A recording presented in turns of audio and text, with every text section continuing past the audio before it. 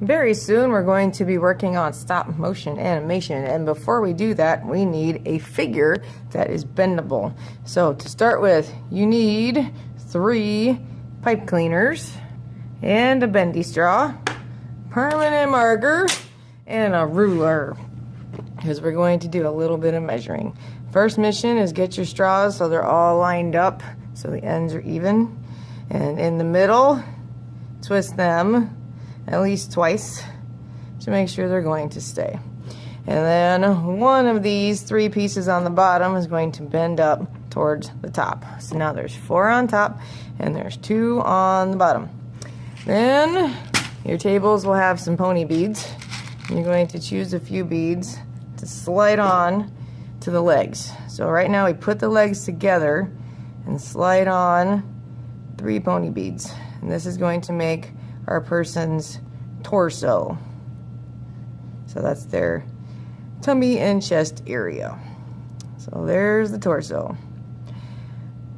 Then we go to the straw.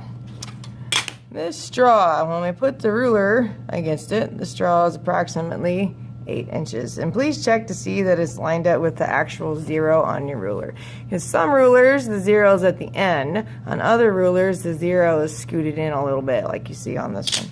So I'm going to make sure it's at the 0. And take my marker, and I'm marking at every inch.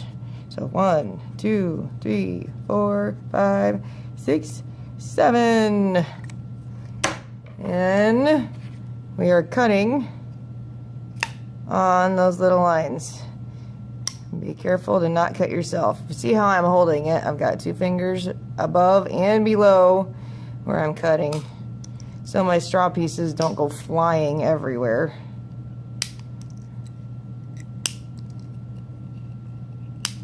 So now I have 8 pieces of straw to make my segments on my body.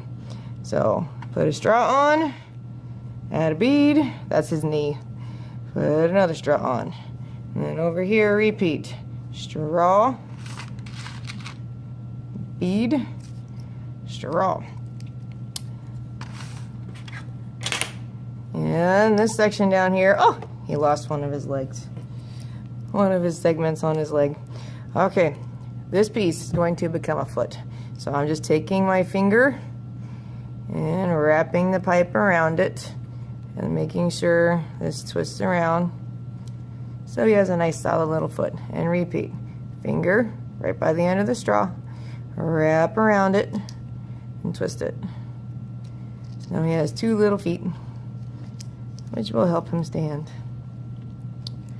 Alright, all this craziness up here is going to become 2 arms, and this will end up becoming your head. So, straw, straw. If you want to have a bead for your elbow, you can.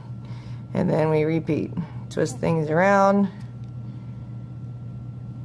So this little lump's going to be his hand. I'll do the same thing over here. Straw, straw, wrap it around. You could bend it to make a thumb if you're really good. May have to do that to my other side. Give him opposable thumbs. Be careful when you're twisting the wire because it can stab you if you bend it the wrong way. Alright, he's got 2 hands, 2 feet, and nothing on top. So we're going to set him to the side for a minute and get a little bitty piece of model magic. And your only job is take it and roll it into a ball so it's a head shape. When this is dry, we will use markers to give him a face for your little superhero or for your villain.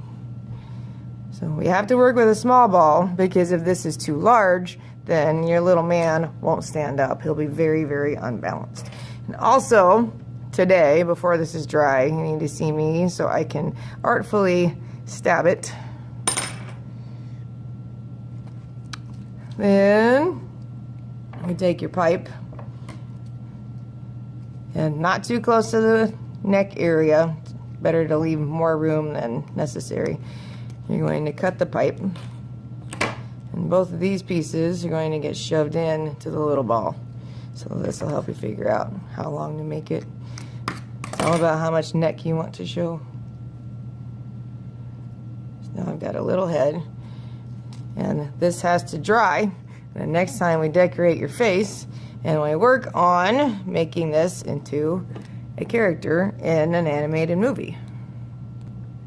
And if your little person is being stubborn and doesn't want to stay up on his own, another thing we can do is add the weight to his feet. So we can take his little feet and cut them, bend it, and then add some modeling clay, which is different than Model Magic. It's heavier. We can slide that pipe in there, and then that'll give him more weight on the bottom half and help him stand up better on his own.